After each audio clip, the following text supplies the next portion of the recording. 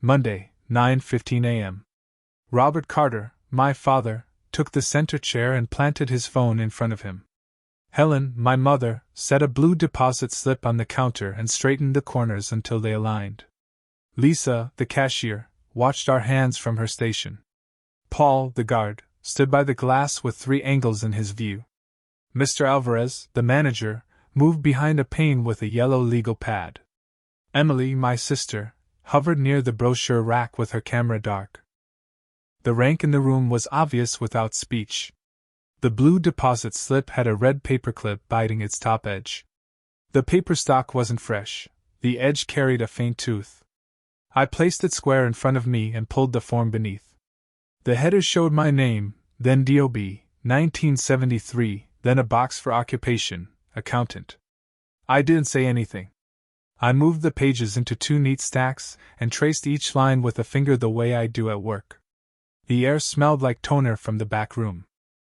It smelled familiar and exact. By Wednesday, 1 seat would be empty. Robert, my father, leaned in. He said, "Sign, then go?" I set the slip flat and faced him. I replied, "We read first." Helen, my mother, sat straighter and slid the pen. She said, "All families sign?" Emily, my sister, raised her phone a notch. She said, "Even interns earn faster." A man with a Wells Fargo envelope slowed, then looked away. Public rank was the point. I let it stand. I didn't blink. Lisa, the cashier, placed a spare envelope on the counter without a word. Paul, the guard, shifted half a shoe to catch our table and the door in one line. Mr. Alvarez, the manager, paused at the edge of the glass and marked something on his pad. Emily, my sister, lowered her eyes to a poster about simple transfers. She wasn't reading. I set my palm on the slip and felt the rough edge hold my skin in place. Not my hurry. Not my loss. Waiting was my weapon. Robert, my father, tapped the paperclip once with a knuckle. He said, "Standard form, Daniel?" I aligned the signature box to the counter seam. I replied, "Standard for who?" Helen, my mother, kept her gaze on the paper. She said, "It's the same everywhere." A ceiling lamp above the seating bank flickered once and steadied. No one mentioned it. The light returned and stayed level. The red paperclip flashed under it, a small hard tooth in a soft room.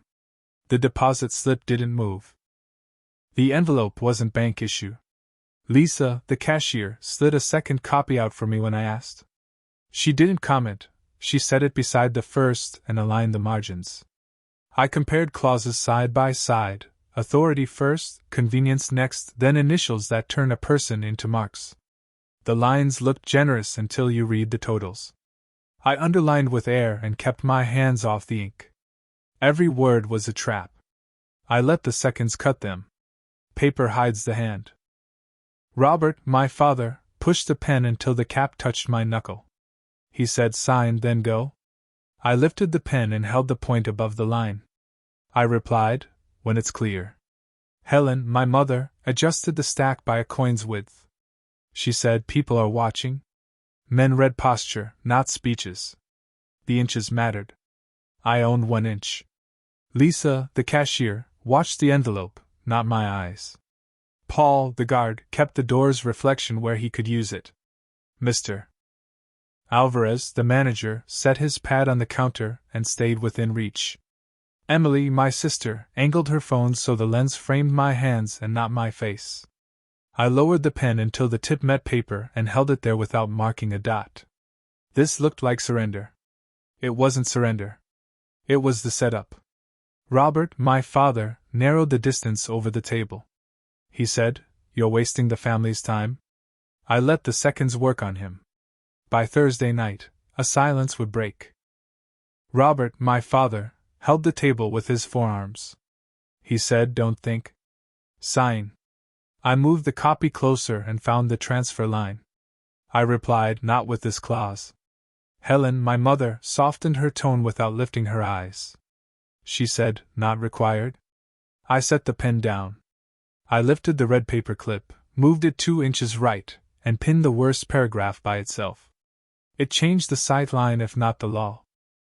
The lamp's brief flicker hung in the back of the moment, proof that rooms change even when people pretend they don't. The smell of toner stayed steady. That paperclip position mattered. That folder angle mattered. That pause mattered. Lisa, the cashier, tested the date stamp on a scrap to wake the pad. The stamp clicked once, clean and flat. No one spoke after the click. We let that one sound sit on the counter like a weight. Stillness after contact. Silence wins more inches. Seconds pay interest. Mr. Alvarez, the manager, left his office and came to the front. He set 2 fingers near the slip without touching it. He glanced at Paul, the guard, then at Lisa, the cashier, then at the red paperclip. Mr. Alvarez, the manager, leveled his voice for the room. He said, "Let me review these." I moved the copy to his side of the counter. I replied, "Go ahead." Helen, my mother, pulled her tote closer, ready to store compliance. She said, "Standard form?" I took a white deposit envelope from the rack, wrote 4 lines, folded the page, and placed it inside. Names. A number. No qualifiers. I slid the envelope under the slip and left the edge visible. The rough edge of the slip made a ridge over the envelope flap. I pressed the ridge with 1 finger until it held. The second envelope wasn't ours. Robert, my father, tried to reclaim the stack with a flat palm. He said, "Keep it small." I kept my hand where it was and didn't look up. I replied, "Rules, not moods." Helen, my mother, kept her hands on the tote strap. She said, still stalling, "Not my script. Not my corner. Not my loss." Lisa, the cashier, lifted the slip with the envelope beneath and passed both to Mr. Alvarez, the manager. He didn't rush. He didn't fold. He scanned the headers, turned 1 page, then put his finger on the red paperclip I had moved. The smell of toner held in the air like a line under a total. Robert, my father, reset his tone to command. He said, "Sign now?" I touched the margin, not the line. I replied, "Fix this page." Helen, my mother, judged me without raising her head. She said, "Shameful?" I looked at the DOB, 1973 block again because facts make good walls. Occupation, accountant sat 2 boxes over. The lines didn't argue, they just waited to be used or ignored. Work teaches you how to count seconds when money stays quiet. 1 signature would erase me. I wouldn't pay that price. Not today. Emily, my sister, moved 2 steps to catch a cleaner angle and saw herself in the door glass. Paul, the guard, let a man with a Wells Fargo envelope pass and return to the same tile.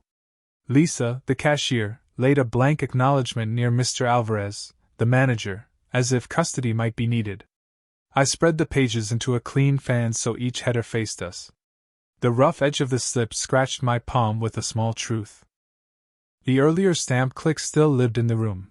You could feel its flat shape where the air had stopped around it. The lamp held even light. Robert, my father, tried less voice and more gravity. He said, "Decide now?" I squared the pages and returned the pen to the wood. I replied, "We pause here." Emily, my sister, didn't lower the camera. She said, still counting seconds, "Daniel?" The Wells Fargo man stood, then faced the TV.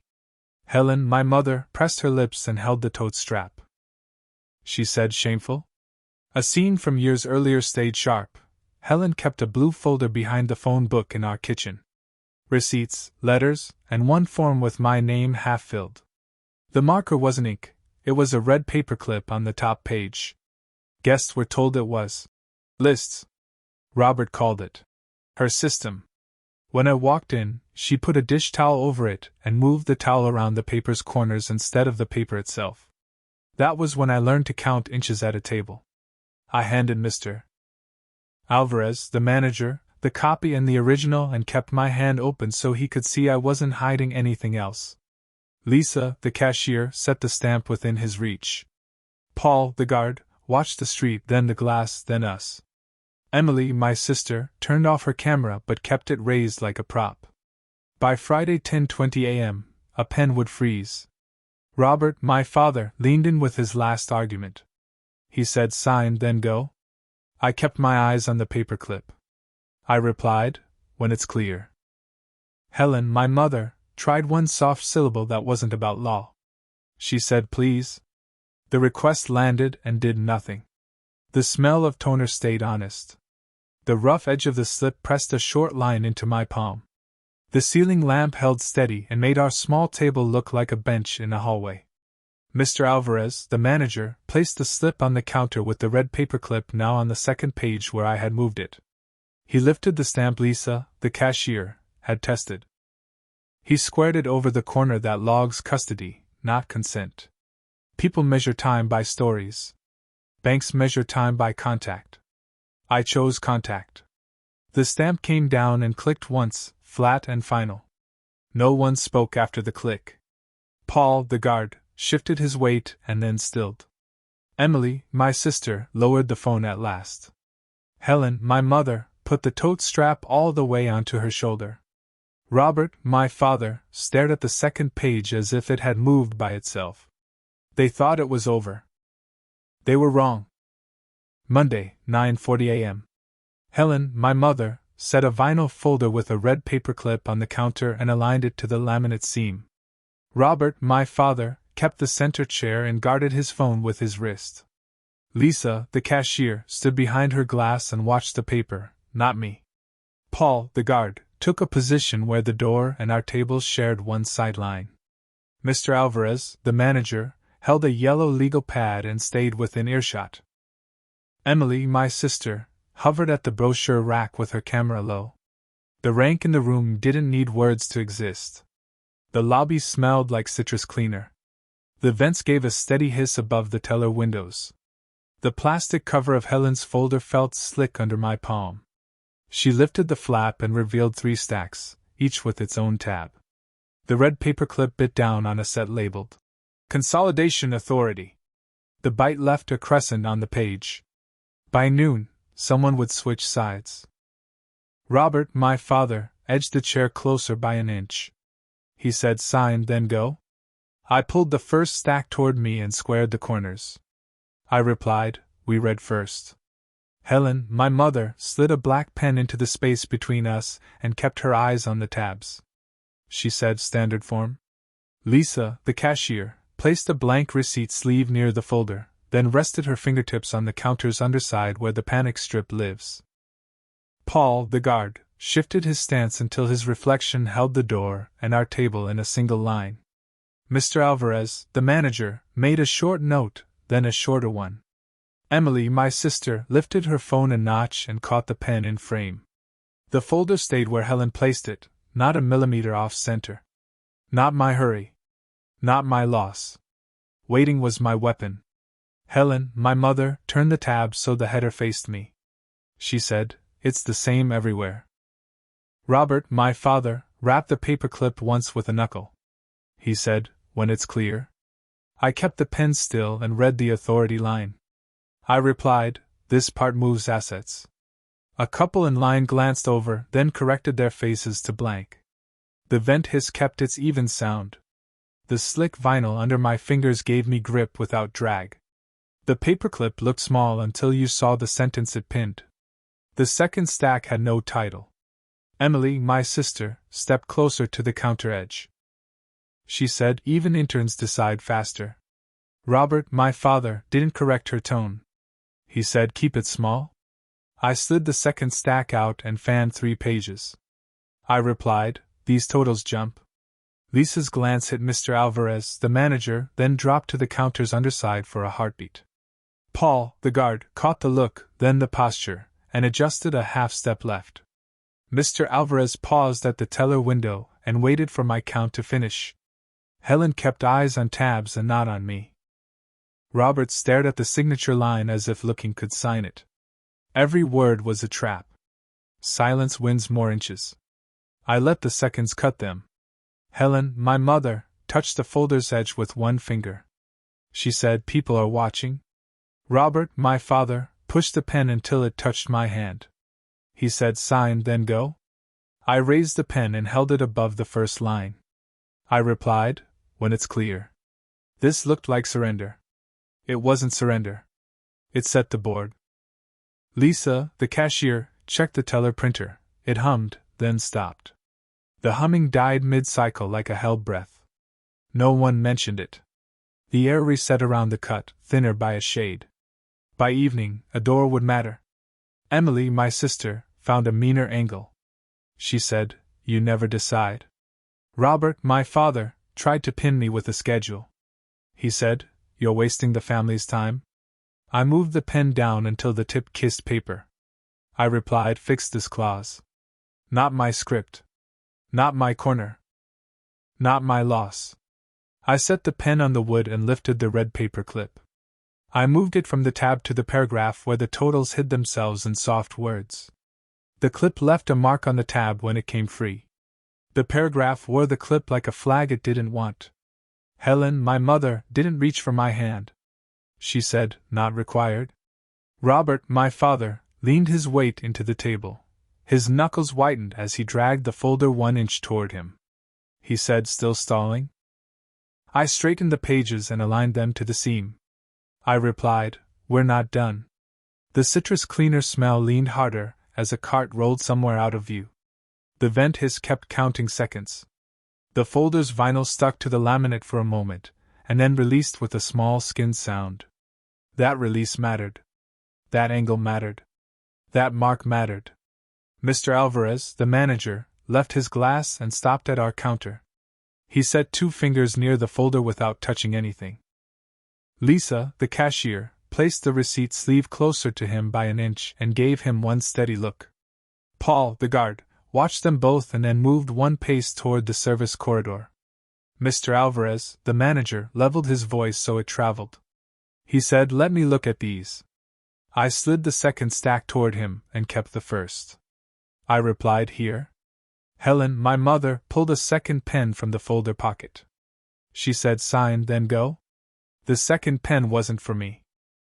Paul, the guard, stepped into the service hall for a slow 5 count and spoke quietly by the wall phone. He wasn't loud, and he wasn't gone long. He returned to the glass and stood where the door and our table met in his reflection. Austin Police Department would now know a branch manager had concerns about pressure on a signer. No one announced it. The room felt it anyway. Every word was a trap. Paper hides the hand. Seconds pay interest. Robert, my father, moved his phone closer to the folder like a paperweight. He said, "Decide now?" I pushed the pen back with 2 fingers. I replied, "When it's clear." Helen, my mother, reset the folder to the seam and held it there. She said, "People are watching." A man with a Wells Fargo envelope paused beside us and pretended to study the ATM fee notice. He saw the clip, the pen, the stacked pages, and the guard's new angle. He drifted away with a face that refused to choose a side. The room let him go. By Wednesday afternoon, cameras would move. Short memory tied to Robert, and not a small one. Last winter, Robert, my father, took me to a notarized desk at the UPS store off Lamar. He positioned a form so the seal box covered the page like a lid. His knuckles whitened when he slid the paper toward me. The notary waited with a calm stamp. Robert didn't argue. He held the inch until the silence did the work. I didn't sign. He left the shop with the same quiet pressure and called it timing. He has always used rooms like clamps. Lisa, the cashier, pressed 2 buttons. The printer hummed again, then cut on a neat edge. Mr. Alvarez reviewed the totals and traced a line with his pen without making ink. Paul held the service hall in his periphery and the door in his glass. The counter kept our inches honest. Not my hurry. Not my loss. Waiting was my weapon. Robert, my father, tried quiet threat without raising volume. He said, "You stall on purpose?" I kept my voice flat and level. I replied, "Rules, not moods." Helen, my mother, pressed the folder flat with both palms. She said, "Standard form." Emily, my sister, added a clean insult for the room. She said, "He counts seconds like pennies." The vent hiss faded for a beat when the compressor cycled, and the silence after it felt heavier than noise. Then the hiss returned, even and steady, a metronome for restraint. The citrus held in the air and made the paper smell like a kitchen floor on Sunday. That pause changed the room. That hiss reset control. That smell told the hour. Mr. Alvarez, the manager, touched the red paperclip with his knuckle and looked at me. He said, "This placement helps." I folded the first stack and kept my fingers visible. I replied, "That's the point." Helen, my mother, nudged the folder toward the pen as if by habit. She said, "Sign, then go." I took the pen again and set its tip on the signature box for Consolidation Authority. Robert leaned back half an inch. Emily steadied the camera to catch the dot that never formed. Lisa angled the receipt sleeve. Paul watched the door. The table held our weight and waited. This looked like surrender. It still wasn't. It was the break. Robert, my father, tried a new line built for shame. He said, "You're holding us up." I lifted the pen and placed it beside the folder. I replied, "We'll finish when it's clear." Helen, my mother, let one syllable slip that wasn't about law. She said, "Please." I shifted the red paperclip again, moving it to the margin of the totals where the tiny font hid a right of offset sentence. It bent the corner by a fraction and made that line a target you could see from across the counter. Mr. Alvarez watched my hands and not my face. Lisa turned a receipt roll so the paper end faced her, ready. Not my script. Not my corner. Not my loss. Paul, the guard, glanced at the street and then at the door glass. A tall shape covered the threshold for a slow 2 count and then slid away. The shadow at the door stretched across the tile and stopped short of our feet. The compressor cut, the vent hiss paused, and the room held its breath again. By tomorrow morning, someone wouldn't sleep at this table. Robert, my father, made the order smaller, but harder. He said, "Decide now." I pushed the folder back toward Helen by the exact inch she stole. I replied, "Not on those terms." Helen, my mother, raised the pen and set it down without using it. She said, "Shameful?" Lisa, the cashier, rested the receipt sleeve under Mr. Alvarez, the manager's hand. He didn't stamp it. He let the paper stay clean. Paul, the guard, eased one step to the left and made the door frame part of his posture. Emily, my sister, lowered her phone and stared at the shadow like it could finish our work for us. The folder's vinyl caught and released as I pulled it to center. The printer hummed and went quiet in the teller's row. The citrus held, sharp and clean, while the vent leveled. The red paperclip now bit into the middle of the page, not the tab. The door closer hissed once. The shadow stayed under the frame. No one spoke. They thought it was over. They were wrong. Monday, 11 a.m. Mark Stevens, my attorney, unlocked the small conference room off our floor and set a legal pad down where the fluorescent light hit square. Karen, my wife, waited by the glass with a styrofoam cup and watched the hallway through the reflection. Chloe, my daughter, sat on the orange chair by the copy machine and kept her backpack on her lap. The rank of the space was simple. Mark owned the table, I owned the paper, and the building owned the clock. The archive smelled like dry cardboard and old glue. A wall clock ticked above the copy machine, steady as a receipt printer. The manila folders felt stiff and fibrous where the cut left a tiny burr. I set a banker's box on the laminate, slit the tape with a key, and lifted a drawer's contents in one careful stack. The top folder held 3 forms, each with a corner chewed by a red paperclip. By 2 p.m., one number would disappear. Mark Stevens, my attorney, rolled his pen 1/4 turn. He said, "Start with bank pieces?" I placed the folder and squared its corners to the seam. I replied, "Blue slips first." Karen, my wife, didn't touch the paper or the table. She said, "Keep it simple." The first form was a blue deposit slip with my name printed clean, then DOB, 1973, then the box where occupation had been written by hand. The second form was a transfer instruction with soft language doing hard work. The third was a consolidation draft printed last winter. All 3 wore red paperclip scars that lined up like a habit. Not my hurry. Not my loss.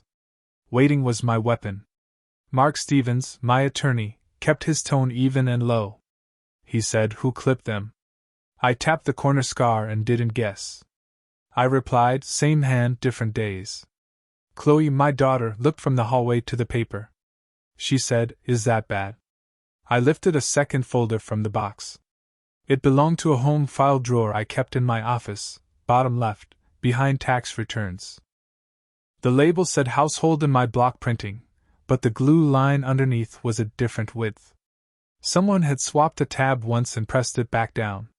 The manila felt stiff where the old glue held. The label wasn't original. The envelope wasn't empty. The dates didn't agree. Mark Stevens, my attorney, pointed at the transfer draft. He said, "Show totals." I laid the sheet under the overhead light and used my finger. I replied, "This line hides authority." Karen, my wife, moved a step back from the glass, still watching the hall. She said, "Anyone coming?" Paper hides the hand. Every word was a trap. I let the seconds cut them. I set the red paperclip from the first folder onto the consolidation draft and slid it 1 inch to bite the right of offset sentence. It made that small crescent the way a punch leaves a clean hole. This left a crescent instead of a circle, truth without the flourish. The manila's stiff edge rubbed a faint line into my palm. By 2:05 p.m., a drawer would stick. Mark Stevens, my attorney, glanced toward the door and the copy machine. He said, "Where did these come from?" I lifted a narrow tray from the banker's box and set it apart. I replied, "Bottom drawer, home desk." Chloe, my daughter, watched my hands and not my face. She said, "Did someone move them?" A short memory tied to the drawer. Last spring, Robert, my father, visited on a Sunday afternoon and asked to print directions. He stood by the desk while the printer warmed and talked about gas prices. When the printer started, he opened the bottom drawer and said he was looking for a stapler. He closed it without taking anything. The next day, I found the red paper clips shine where only black clips used to sit. People leave a mark when they move what isn't theirs. Mark Stevens, my attorney, cleared a space with 2 fingers and kept the legal pad clean. He said, "Turn page 2. I moved the transfer and kept the clip where it worked. I replied, "Same clause, different font." Karen, my wife, folded the zip lid flat without making noise. She said, "Keep it steady." The wall clock ticked on the second hand. The cardboard smell held to the corners. The manila's fiber at the cut edge kept finding my skin when I steadied a page. I stacked the 3 suspect forms, laid them over a copy of a February pay stub, and showed how the dates made a bridge. Numbers tell on intent if you don't hurry them. By evening, 1 file would be missing. Mark Stevens, my attorney, leaned half an inch closer, not more. He said, "Any witnesses at creation?" I kept my eyes on the headers. I replied, "Helen set the tabs." Karen, my wife, held my coat where the hook had failed. She said, "Who else?" I opened a narrow envelope at the back of household and tapped out a small stack of receipts. The top one came from the Wells Fargo ATM at the strip mall near our street. The date matched a Monday I didn't visit a bank. The total wasn't large. The point wasn't money, it was proximity. The crease carried red paperclip teeth where there had never been clips in that drawer. The top receipt wasn't mine. The timeline wasn't neat. The habit wasn't new. Mark Stevens, my attorney, kept the pen still and the questions short. He said, "How long?" I counted months on the pad margin and circled 3. I replied, "Since winter."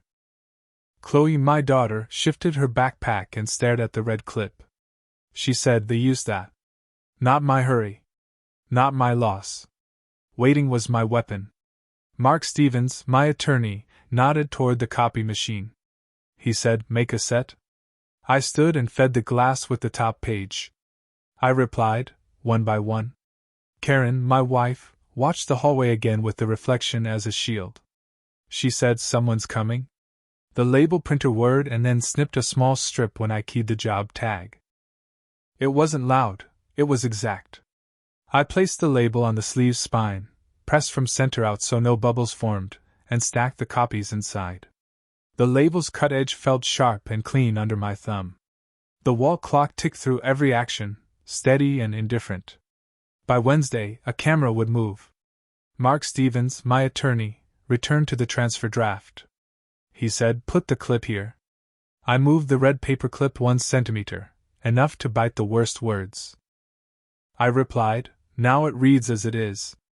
Chloe, my daughter, tracked the clip with her eyes and exhaled once. She said, that helps. A second memory, quieter, but not small. Years ago, at a Wells Fargo desk, Helen, my mother, placed a blue deposit slip in front of me and said it was for household. And, quick! A teller watched our hands and nothing else. Robert, my father, stood behind me and didn't speak. He rested 2 fingers on the counter where the signature would go. I didn't sign that day either. I asked for 2 copies, and the teller made them without a word.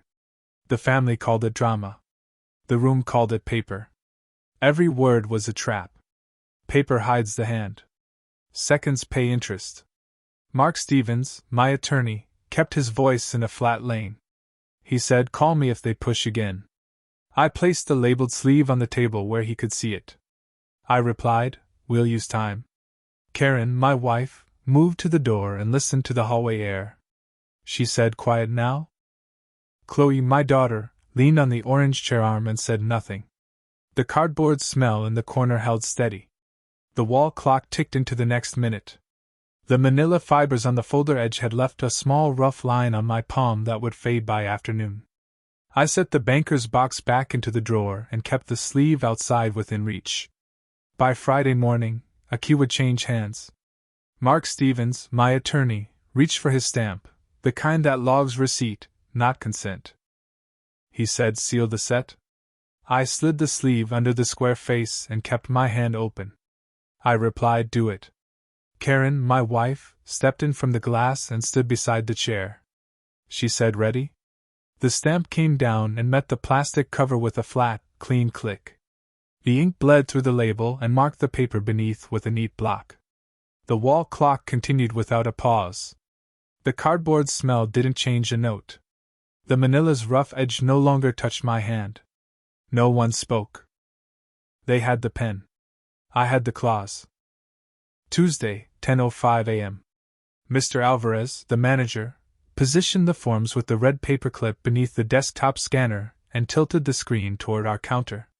Lisa, the cashier, stood at his shoulder with a clean acknowledgement sleeve ready.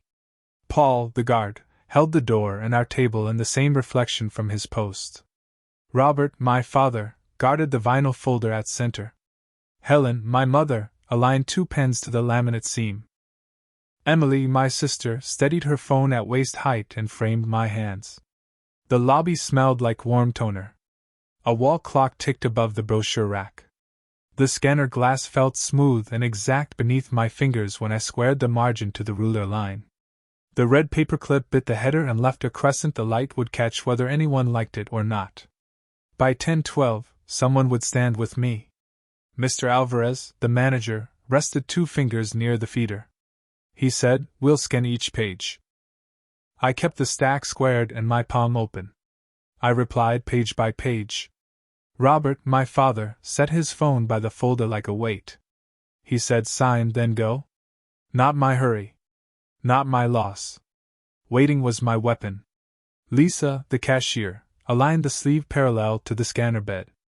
Paul, the guard, adjusted half a step to include the doorway buzzer and our counter in one straight line. Helen, my mother, traced the laminate seam and returned the pens to perfect.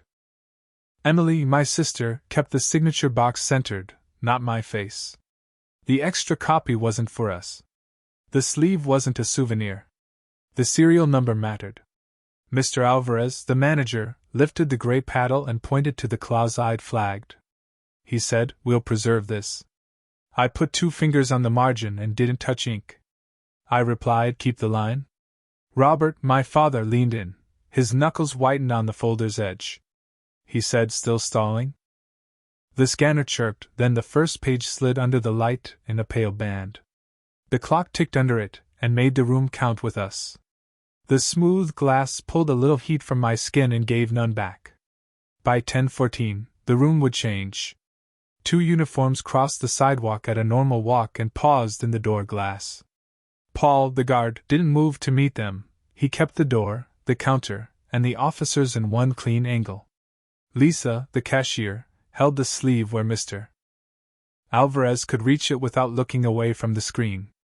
Emily, my sister, framed me tighter and raised her chin. The buzzer clicked once. The officers entered like customers. No one raised a voice. Officer Davis, an APD officer, stopped where the queue begins. He said, "Continue." Officer Lee, an APD officer, took a place by the brochure rack. She said, "We're watching." Mr. Alvarez, the manager, gave them his name without changing volume. He said, reviewing pressure on a signer. Every word was a trap. Paper hides the hand. Seconds pay interest. Robert, my father, tried to narrow the distance. He said, "Family business?" Officer Davis looked at the folder, not at Robert. He said, "We'll see." Helen, my mother, pressed the vinyl flat and kept her eyes on plastic. She said, "Keep it small?" "Not my script. Not my corner. Not my loss." Mr. Alvarez, the manager, laid the second sheet on the glass and moved the red paperclip to bite the right of offset sentence. He said, "We'll keep your flag." I raised the pen, held it above the signature box, and let 3 seconds pass. I replied, "When it's clear." Robert, my father, mistook stillness for surrender. He said, "Sign, then go?" This looked like surrender. It wasn't. It said a tripwire. The scanner fed the second page halfway and then stopped. A hard error tone snapped once, and the image froze mid-bar on the screen. The display blinked to gray and back, showing a diagonal band like a held breath. That tone cut the room. Eyes moved together. Time stretched thin. Mr. Alvarez, the manager, didn't raise his voice. He said, "Jam." Lisa, the cashier, opened the feeder with 2 careful clicks and lifted the page free sideways to avoid a wrinkle near the signature block.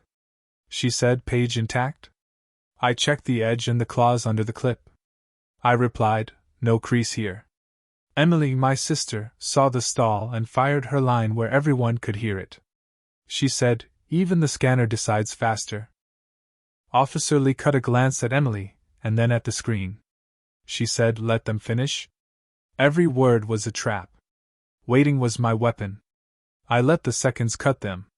Mr. Alvarez, the manager, reseated the stack, pressed a reset, and watched the lights cycle back to ready. He said, "Feed again." Lisa, the cashier, fanned 2 sheets once to kill static and loaded them with the flag page on top. She said, "Ready?" Robert, my father, tried to turn the error into leverage. He said, "Waste of time?" Officer Davis didn't shift a boot. He said, "He reads." "That's allowed." The scanner took the page clean. The band drew steady across the display. The clock ticked through it like a metronome for patience. The glass stayed smooth and honest, every pass showing the clip's crescent like a timestamp the room could not ignore. By 10:16, the inches would be different. Short memory tied to rollers, done without nostalgia. Years ago, in our own office, I replaced feeder wheels on a cheap scanner because claim packets jammed near totals. The manual said to clean, not replace. Replacement stopped jams on first feed. After that, any stall meant contamination or a hand on the stack. Machines speak when paper lies. This one just spoke. Not my hurry. Not my loss. Silence wins more inches. Emily, my sister, adjusted her stance again and aimed at my hand. She said, "You're not the first signer today." I didn't look at her lens. I replied, "I'm the only one on these." Helen, my mother, tried softness that sounded like schedule. She said, "We're all waiting." Mr. Alvarez, the manager, slid the 3rd sheet on the glass and kept the red paperclip exactly where it hurt the language most. He said, "We'll keep the bite visible." Officer Davis approached 1 pace, no more. He said, "Your name is here." I kept my fingers off the ink. I replied, "Yes." Officer Lee kept her tone level and plain. She said, "Do you feel pressured?" I matched her tone. I replied, "They insist I sign now." By 10:18, something would stop moving. Lisa, the cashier, shifted the acknowledgement sleeve so its serial number lined with the screen's lower edge. She said, "Log for hold." Paul, the guard, let a customer out and reclaimed the same tile. He said, "Position set." Robert, my father, tried one more quiet order. He said, "Keep it small." I placed the pen down beside the folder and kept my palm open. I replied, "Fix the language. Not my script. Not my corner. Not my loss." Mr. Alvarez, the manager, reached for the stamp that logs custody, not consent. Lisa, the cashier, kept the sleeve centered beneath his hand. Officer Lee watched the red paperclip as if it were a date stamp. Officer Davis watched Robert's hand, not mine. The stamp clicked once, flat and final. The clock ticked the next second. The smooth glass held my last trace of heat and gave none back. The door closer hissed once. No one spoke. They set the clock. I stopped it cold. Wednesday, 7:45 p.m. Mark Stevens, my attorney, unlocked the small conference room off his suite and set a legal pad down where the fluorescent bar hit square. Karen, my wife, stood by the glass wall with a to-go coffee and watched the corridor traffic as shapes. Chloe, my daughter, took the end chair near the copier and kept her backpack on her lap. The rank in the room was simple again. Mark owned the table, I owned the paper, and the building owned the clock. The air smelled like lemon cleaner from the janitor's cart. A ceiling vent hummed across the tiles. The contract paper felt toothy and heavy against my fingertips. I placed a banker's box on the laminate, slit the tape with a key, and lifted a stack labeled Contracts, Household in my block printing. On top lay a signature draft with a red paperclip biting the upper corner like a mark made on purpose. By Friday morning, one key would change hands. Mark Stevens, my attorney, slid the legal pad closer, no wasted motion. He said, "Start with the contract." I squared the stack to the table seam and kept my palm open. I replied clause by clause. Karen, my wife, stepped away from the glass and took the chair nearest me. She said, "Keep it simple." The draft carried a broad authorization paragraph on page 2, written soft and wide. The red paperclip pressed a crescent into the margin where the language tried to hide. A merchant statement sat beneath it, totals circled in different ink, and a third sheet showed a transfer dated on a Monday when my calendar said I was at the DMV renewing tags. The dates were friends with each other, not with me. Not my hurry. Not my loss. Waiting was my weapon. Mark Stevens, my attorney, kept his tone even and low. He said, "Who clipped it?" I tapped the crescent without looking at faces. I replied, "Same hand as yesterday." Chloe, my daughter, leaned closer to the circled totals. She said, "Those don't match." I laid the merchant statement under the conference light and used my finger to connect the inconsistent numbers. The toothy paper grabbed the edge of my fingerprint like fabric. I slid the red paperclip down half an inch to trap the right of offset sentence that tried to join assets to signatures without a date limit. The crescent it left rode the clause like a small scar made visible on purpose. The clip wasn't decoration. It was a handle. It was a witness. Mark Stevens, my attorney, pointed to the DMV date on the transfer. He said, "Where were you then?" I kept my eyes on the header. I replied, "County line, window G." Karen, my wife, looked at the cell calendar and nodded once. She said, "Monday morning tags?" By 8:05, one page would jam. Mark Stevens, my attorney, nodded toward the copier. He said, "Make a clean set?" I stood, fed page 1, and let the glass carry its light across the header. I replied, "One by one." Chloe, my daughter, watched the skin bar move, not my face. She said, "It keeps the mark?" The vent hummed steady above us. The lemon smell sat thin around the door seam. The toothy paper left a faint line on my thumb as I tapped the next page square. I centered the clause, left the red paperclip biting the margin, and started the second copy. The extra copy wasn't for us. It had a different job. It would decide custody. Mark Stevens, my attorney, kept his pen still. He said, "Show page 2 again." I paused the feed and rotated the sheet. I replied, "Here's the language." Karen, my wife, kept her voice narrow and practical. She said, "Plain words first." Every word was a trap. Paper hides the hand. Seconds pay interest.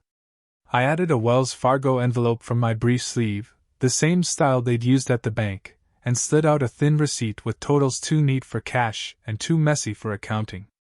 The red paperclip teeth had left their small moons there as well. I placed it beside the contract so the Marks could talk to each other without us helping. By Thursday night, a folder would be missing. Mark Stevens, my attorney, gave a small nod toward the door glass. He said, "Keep the corridor in mind." I watched the reflection of shoes pass as shapes, not names. I replied, eyes outside, paper inside. Karen, my wife, glanced to the corridor again. She said, "Someone's loitering?" A shape paused, then moved on. Naomi Green, a journalist, appeared briefly beyond the glass with a notebook held under her arm like a neutral object, not an angle. She looked at the room without knocking and kept walking. Chloe, my daughter, tracked the shadow under the door seam as it crossed and faded. Not my script. Not my corner. Not my loss. Mark Stevens, my attorney, tapped the circled total. He said, "Show the mismatch." I put the merchant statement over the transfer and aligned the headers. I replied, "Date says Monday." I was at DMV. Karen, my wife, placed her phone screen down, steady. She said, "So it's wrong?" By 8:12, we would hear a machine speak. I returned to the copier and fed the transfer with the red paperclip still biting. The feeder took half the sheet and then stopped. A sharp jam tone snapped once. The screen went gray with a diagonal band. The rollers locked with that small refusal machines use when they tell the truth. That tone cut the room. We looked together. Time stretched thin. Mark Stevens, my attorney, moved only his eyes. He said, "Don't force it." I opened the lid, released the pressure arm, and slid the page out sideways to save the signature block. I replied, "Edges clean." Chloe, my daughter, scanned the held image on the panel. She said, "The font changed." The jam revealed it. The lower line used a different type width at the same point size. On a clean pass, that shift would hide in motion. Under a stall, it showed its weight. The copier had done more for us than a speech. Not my hand. Not my choice. Not my future. Mark Stevens, my attorney, kept his voice flat and small. He said, "Good. Note that." I placed the contract under the conference light and underlined the sentence that broke width. I replied, "Different source here." Karen, my wife, drew a small breath and let it go. She said, "Then we hold?" Short memory tied to paper weight and done without nostalgia. Years ago, at the office, we switched a vendor and my team learned to spot counterfeit invoices by stock and toner sheen. Real statements took ink like cloth. Cheap copies looked smooth and bright under the same light. We taught new hires to run a finger across the margin and feel the tooth. That habit saved money then. It saved inches now. By 8:20, a seal would press plastic. Mark Stevens, my attorney, pointed toward the notary tray in the cabinet. He said, "Custody packet?" I pulled a clear sleeve from the drawer, squared the set inside, and left the red paperclip in place where it marked the worst words. I replied, "Label first." Chloe, my daughter, stood to watch the small label printer on the credenza. She said, "It's ready?" The label maker snipped a narrow tag when I keyed the job code. The sound was quick and exact. I pressed the tag onto the sleeve spine from center out so no bubbles sat under the print. The toothy contract paper inside gripped the plastic and held still. The vent hummed overhead without changing pitch. The lemon cleaner smell stayed thin around the door. The label wasn't decoration. It was a lock. It was a record. Mark Stevens, my attorney, reached for the notary embosser and set it beside the sleeve. He said, "Press here." I slid the sleeve mouth under the die and held the corner square. I replied, "Do it." Karen, my wife, set her cup aside like a clock. She said, "Ready?" The embosser clamped down with a dry, heavy bite. The plastic took the impression. The paper beneath remembered it. Mark lifted the tool and checked the relief with his thumb. The mark wasn't loud. It didn't need to be. Every word was a trap. Paper hides the hand. Seconds pay interest. Mark Stevens, my attorney, signed the chain of custody line and passed me the pen. He said, "Your turn." I kept my fingers off the ink text and put my name where chain, not consent, lives. I replied, "Done." Chloe, my daughter, watched my hand and nodded once. She said, "Looks official?" By 8:27, the corridor would get louder. The janitor's cart squeaked by and stopped 2 doors down. Naomi Green, the journalist, reappeared with her phone face down in her palm and glanced at the name band frosted on the glass, Stevens and Associates, then kept moving. No knock. No voice. Just a witness that rooms like this exist. Not my script. Not my corner. Not my loss. Mark Stevens, my attorney, tapped the merchant statement again. He said, "Run the back copy?" I fed the sheet and watched the image draw into the tray. I replied, "Clean now."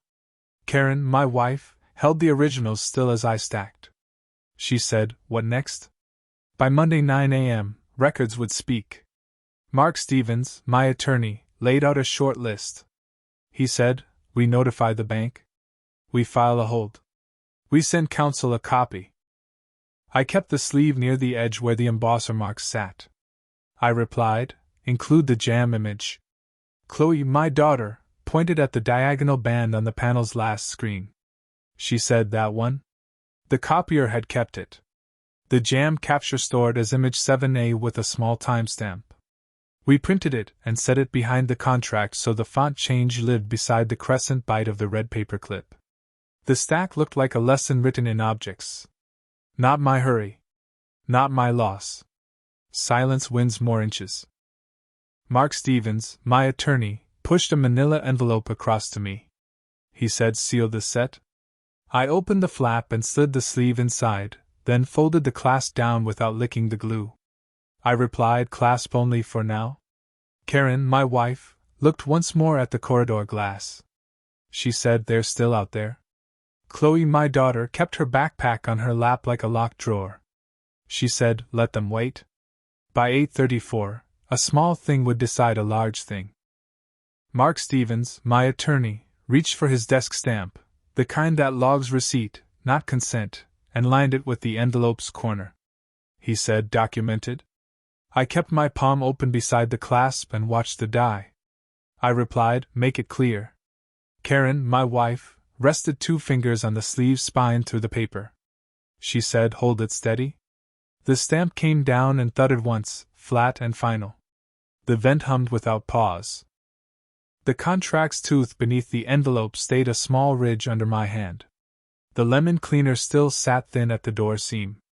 In the glass wall, the corridor returned to shapes. The envelope slipped from Mark's hand and hit the table. No one spoke. They wanted signed consent. They got custody only. Thursday, 6:20 a.m. Karen, my wife, stood at the sink with last night's mug and watched the street through the blinds. Chloe, my daughter, sat at the small table with her knees pulled up and a hoodie over her shoulders. I kept the kitchen light low and the mail piled by the fruit bowl. The rank was simple in this room. The house owned the walls, I owned the paper, and fear didn't own the clock. The air smelled like cold coffee. The refrigerator hummed in a low, steady lane. The house key's ridged edge felt cold and exact under my thumb.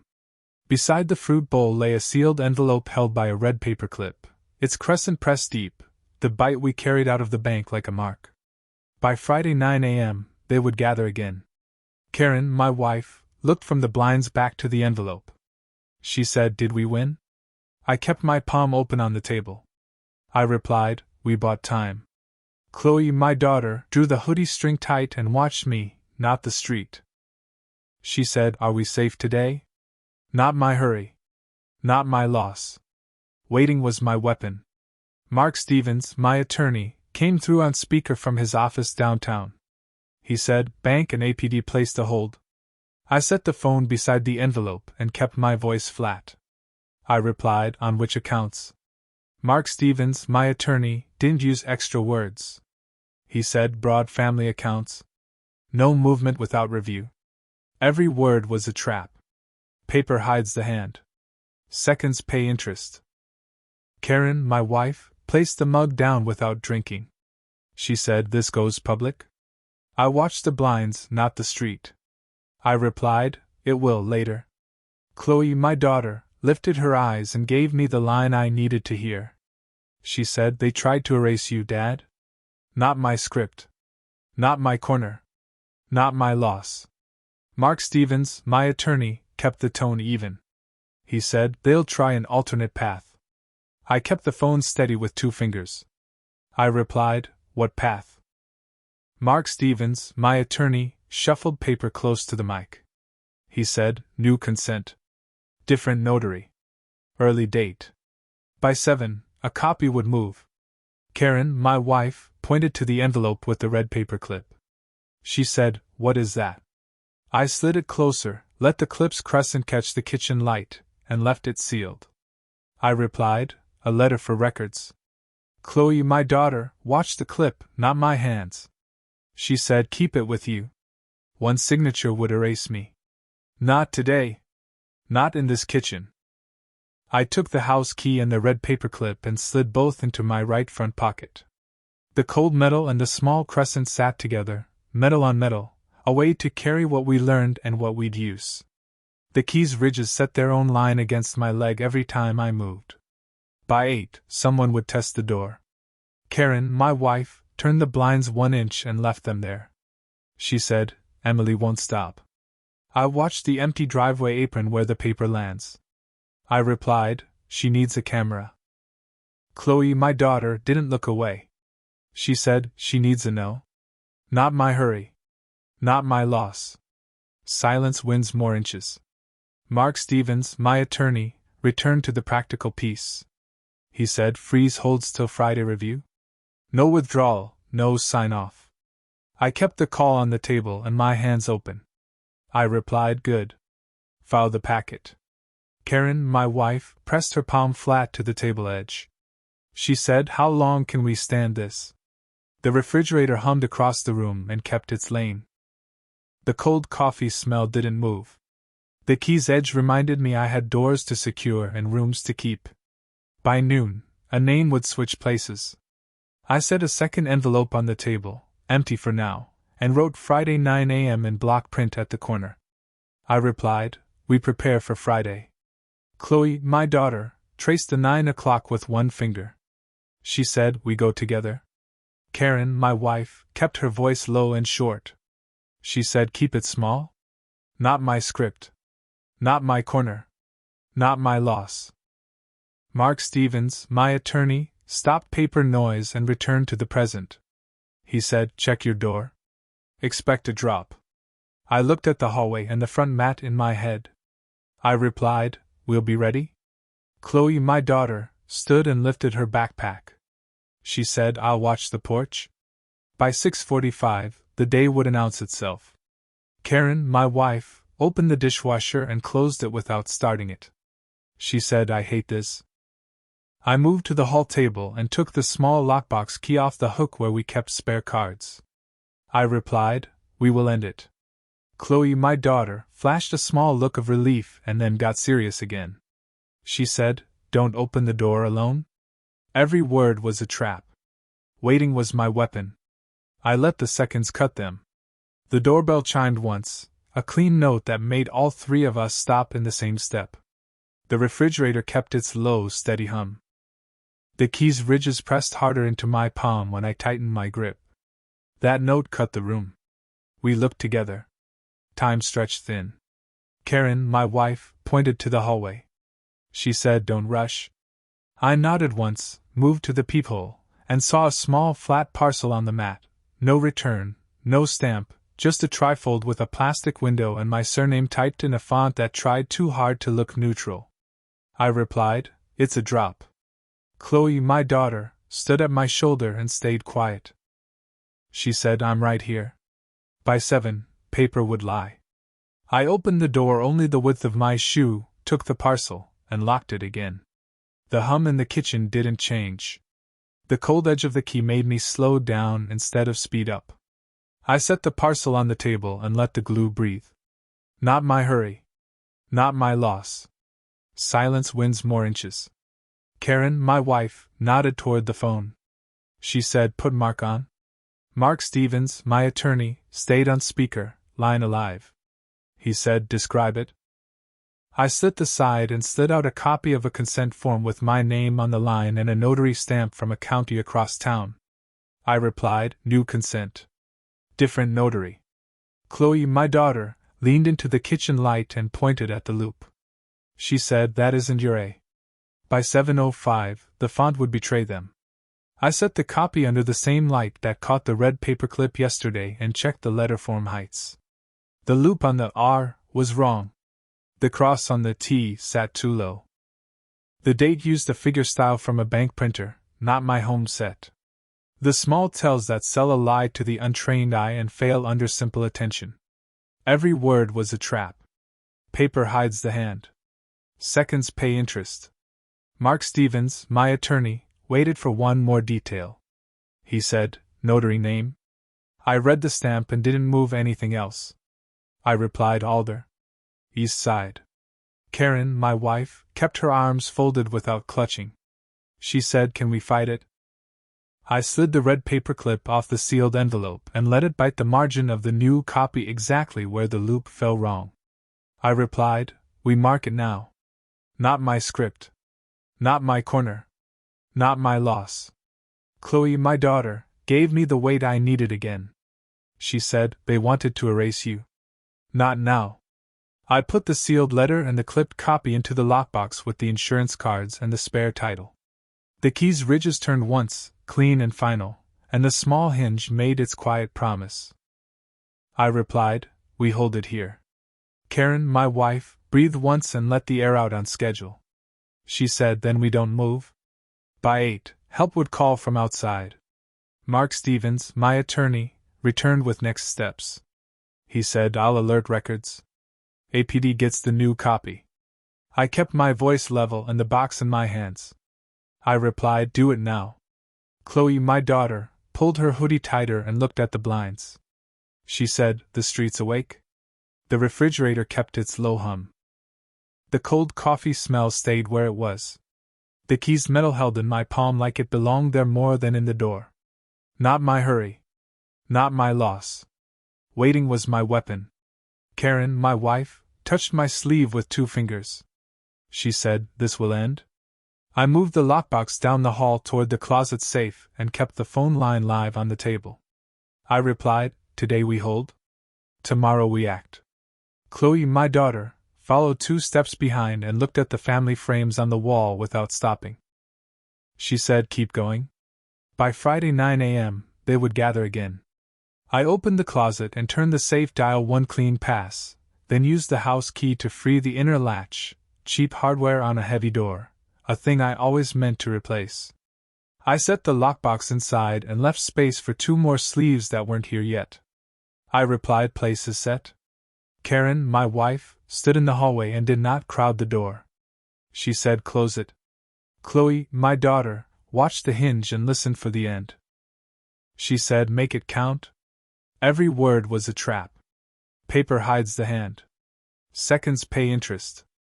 The phone rang again on the kitchen table and rolled into the room from the speaker we left open. Naomi Green, the journalist, spoke without raising anything. She said, I know more than you think. I didn't walk back to the table yet. I kept my hand on the metal and watched the gap shrink. I replied, then you also know timing. Naomi Green, the journalist, paused like a person who records with consent. She said, Friday 9? They'll meet. I'll see you there.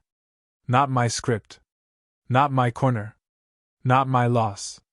I shut the safe door and felt the key's ridges one more time as I withdrew my hand. The refrigerator hum kept its lane in the kitchen. The cold coffee smell stayed thin under the blinds. The hallway light showed the metal edge until the gap vanished. The latch clicked once. No one spoke. They pressed together here. I held my inch. Friday, 9 a.m. Mr. Alvarez, the bank manager, opened the conference door and set a neutral binder in the center of the table like a line on the floor. Lisa, the cashier, followed with a clear custody sleeve. Paul, the guard, balanced the doorway and the hallway with one stance. Robert, my father, carried a new gray folder. Helen, my mother, kept 2 pens aligned with the table seam. Emily, my sister, held her phone at chest height, camera already awake. Mark Stevens, my attorney, stood at my left shoulder and laid his legal pad flat.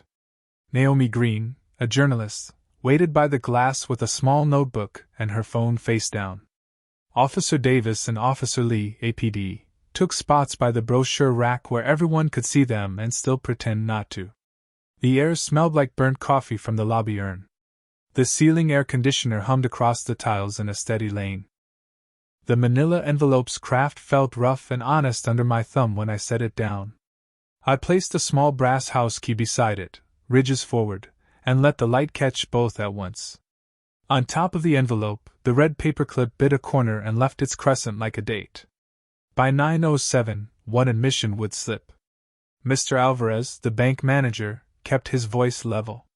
He said, "We'll review the documents together." Mark Stevens, my attorney, anchored the stack with 2 fingers. He said, "Custody first, then content." Robert, my father, didn't sit. He hovered over the gray folder. He said, "Sign, then go." Not my hurry.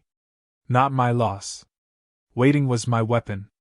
Lisa, the cashier, set the clear sleeves so the label band faced the room. She said, "Receipt line is ready?" Paul, the guard, kept the door and the table in one straight angle. He said, "Position stays open." Naomi Green, the journalist, lifted her pen 1 inch. She said, "I'll quote names accurately." The key wasn't decoration. It was access. It was control. Officer Davis, APD, spoke like a calendar page. He said, "We're here for peace and process." Officer Lee, APD, looked at the gray folder, not at faces. She said, "Bring everything to the table." Helen, my mother, placed the 2 pens in reach of Robert, and not me. She said, "Keep it small." Every word was a trap. Paper hides the hand. Seconds pay interest. I slid the manila envelope forward and left the red paperclip exactly where it hurt the most, on the forged consent, biting the wrong loop of my name. I replied, "Start with this." Mr. Alvarez, the bank manager, pulled on nitro gloves without speaking. He said, "We'll read aloud." Lisa, the cashier, held the custody sleeve open like a scale. She said, "I'm logging sequence."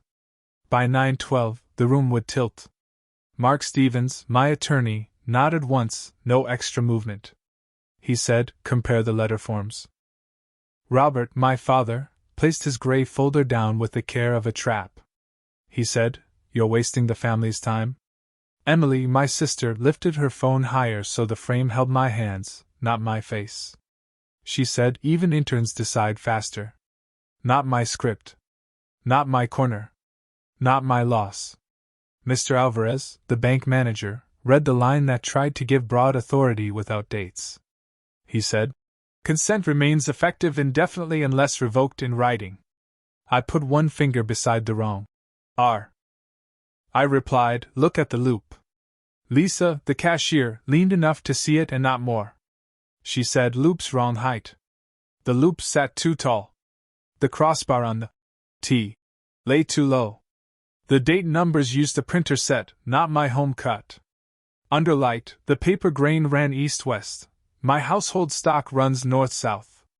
The little tells a busy room forgives, a quiet room doesn't. By 9:16, someone would regret a line. Officer Lee, APD, stepped closer to the corner of the table. She said, "Notary name, please." Mark Stevens, my attorney, rotated the page toward her. He said, "Alder East Side." Naomi Green, the journalist, didn't move from the glass. She said, "Noted." Not my hurry. Not my loss. Silence wins more inches. Robert, my father, tried a different push. He said, "Standard form." I kept my palm open and my voice dry. I replied, "Not required." Helen, my mother, touched the pens, then pulled her hand back. She said, "Finish when it's clear." The key sat where everyone could see it. The clip sat where it bit. The room saw both. Mr. Alvarez, the bank manager, lifted the forged page and set it half over the authentic copy from Wednesday's packet. He said, "Fonts disagree?" Lisa, the cashier, read the custody label and spoke for the sleeve. She said, sealed at 8:20 yesterday. Officer Davis, APD, kept his tone even. He said, forgery investigation? Custody sealed. By 9:21, a voice would try to run. Emily, my sister, lowered the phone and aimed at Naomi instead. She said, no pictures? Naomi Green, the journalist, stayed plain. She said, I'm taking notes. Robert, my father, slipped his finger under his gray folder flap like a man working a hinge he pretends is stuck. He said, he can sign a fresh one. Not my hand. Not my choice. Not my future. Mark Stevens, my attorney, slid the gray folder to the center with one slow inch. He said, we'll review that too. Lisa, the cashier, opened the sleeve mouth 2 fingers wide. She said, ready for intake? Mr. Alvarez, the bank manager, looked at both officers, then at Naomi. He said, we'll proceed by the book. Short memory, done without nostalgia. A decade back, in a claims audit, a regional manager tried to swap one page at the table while talking about coffee. He used a taller font to hide a wider clause. We noted weight, width, and grain and let him keep talking until the room understood the texture told on him. Documents say what voices hide if you let them breathe. By 9:25, the smallest sound would carry. Robert, my father, leaned toward me with a line meant to land in private and failed. He said, you're embarrassing us. I let the seconds cut him, then gave him the only line he could hear. I replied, shameful. Helen, my mother, blinked at the pens and left them where they were. She said, keep it small? The door buzzer chirped once from Paul's angle. Heads turned because heads always do. The chirp was nothing and it was everything, a room hearing itself breathe between 2 choices. Silence dug in. Eyes moved together. Time stretched thin. Mr. Alvarez, the bank manager, placed the forged page into the clear sleeve. He said, intake logged. Lisa, the cashier, read the serial aloud for the officers. She said, seal number 3284. Officer Davis, APD, confirmed with a chin and a line. He said, bag for evidence. By 9:30, one door would close without a voice behind it. Emily, my sister, tried to slide the phone into her pocket and failed to look natural. She said, done here? Naomi Green, the journalist, stepped into space that wasn't empty and didn't pretend it was. She said, comment manager? Mr. Alvarez, the bank manager, didn't change volume. He said, execution void? Custody confirmed. Not my script. Not my corner. Not my loss. Mark Stevens, my attorney, set my pen on the table beside the red paperclip and the house key and left all 3 in one tight line like a sentence written without adjectives. He said, your move? I didn't touch ink. I replied, records speak. Officer Lee, APD, lifted the evidence bag, left the seal open, and looked to Lisa. She said, ready? Lisa, the cashier, slid the sleeve into the bag and pressed air out with the heel of her palm. She said, flat and visible? By 9:34, one more person would stop performing. Robert, my father, closed the gray folder and let it sit, the first honest thing he'd done all morning. He said, we're finished here. I let the second pass and put 2 fingers on the house key so he would have to see it. I replied, when it's clear. Helen, my mother, gathered nothing. She didn't move the pens. She said, Daniel, please. Every word was a trap. Waiting was my weapon. I let the seconds cut them. Naomi Green, the journalist, lifted her eyes to mine instead of to the page. She said, do you regret? I kept my palm open and kept my voice dry. I replied, only wasting time. Chloe, my daughter, stepped to my side where she should have been all along. She said, they can't erase you now. By 9:38, the room knew who owned inches. Mr. Alvarez, the bank manager, brought the notary embosser without asking for my pen. He pressed the die to the custody line and let the metal write the part words always miss. He did not bang it. He didn't need to. He said, recorded. Officer Davis, APD, sealed the bag with a zip that was not loud and still final. He said, evidence secured. Paul, the guard, stepped an inch to the left so the corridor and the table lived in the same field again. He said, "Door is clear." The key stayed on the table. The clip stayed with the bag. The room's balance changed. Naomi Green, the journalist, took one last note. She said, "Thank you, manager." Mark Stevens, my attorney, slid the manila envelope back to me, the empty one now that the forged paper was gone. He said, "Keep the shell." I picked up the key and left the empty envelope behind. The rough craft still scratched my finger like a memory that could be filed and never used again. I replied, "We're done." Robert, my father, didn't answer. He said, "Helen, my mother, didn't touch the pens." She said. Emily, my sister, lowered her phone, screen dark for once. She said, "The stamp press plastic." No one spoke. They set the clock. I stopped it cold. Subscribe if you want more stories about real men who don't scream. They act. Coldly? To the end? Which details stayed with you? Would you have stopped there, or gone further? If this story worked for you, leave a comment below. Your support keeps these going. Thanks for watching.